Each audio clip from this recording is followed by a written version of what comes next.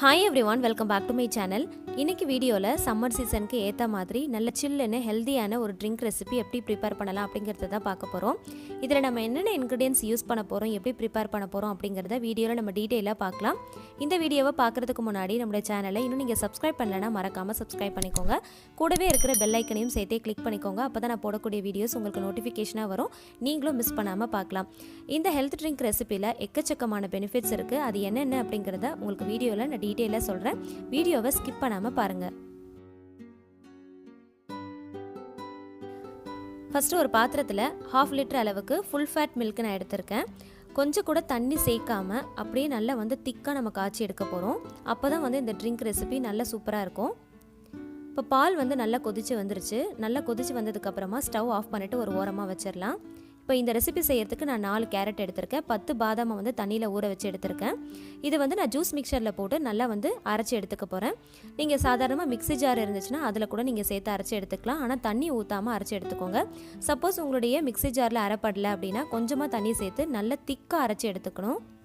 பால்லையும் நீங்கள் சுத்தமாக தண்ணி சேர்க்கக்கூடாது. அதே மாதிரி இந்த கேரட்டில் நம்ம ஜூஸ் எடுக்கும் போதும் சுத்தமாக தண்ணி சேர்க்காமல் நல்லா திக்காக எடுத்துக்கணும். அப்போ தான் இந்த ஹெல்த் ட்ரிங்க் ரெசிபி நல்லா டேஸ்டியாக இருக்கும்.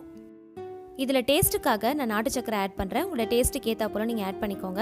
நாட்டு சக்கரை, வெல்லம், கருப்பட்டி எது வேணாலும் நீங்கள் ஆட் பண்ணிக்கலாம். பட் ஒயிட் சுகர் மட்டும் கண்டிப்பாக ஆட் பண்ணக்கூடாது.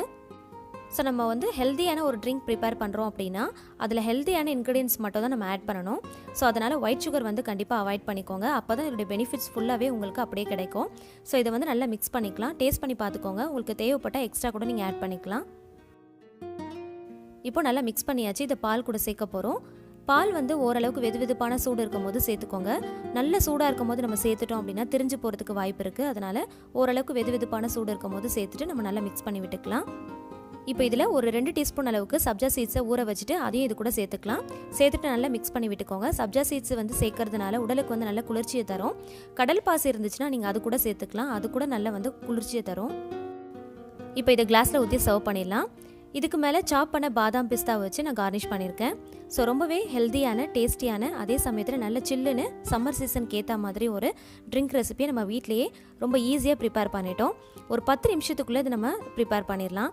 இதை நீங்கள் அப்படியே சர்வ் பண்ணுறதை விட ஃப்ரிட்ஜில் வச்சுட்டு நல்லா சில்லுன்னு சர்வ் பண்ணிங்கன்னா ரொம்பவே டேஸ்ட்டாக இருக்கும். நம்ம கொஞ்சம் கூட தண்ணி சேர்க்காமல் பண்ணதுனால நல்ல ஒரு திக்கான கன்சிஸ்டன்சியில் இருக்கும். குடிக்கும் போது நல்ல டேஸ்ட்டாக இருக்கும். இப்போ இதில் என்னென்ன ஹெல்த் பெனிஃபிட்ஸ் இருக்குது அப்படிங்கிறத பார்க்கலாம். கேரட்டில் அதிகமான அளவில் பீட்டா கேரோட்டின், லூட்டின் அதிகமாக இருக்கிறதுனால கண் பார்வையுடைய திறனை அதிகரிக்கும். ஸோ கண் சம்மந்தப்பட்டமான பிரச்சனைகள் இருக்கிறவங்க அதிகமாக எடுத்துக்கிறது ரொம்பவே நல்லது. இதில் கெரோட்டினாய்டு அதிகமாக இருக்கிறதுனால பிளட் சுகர் லெவலை நல்லா கண்ட்ரோல் பண்ணும். சர்க்கரை நோய் வராமல் தடுக்கும்.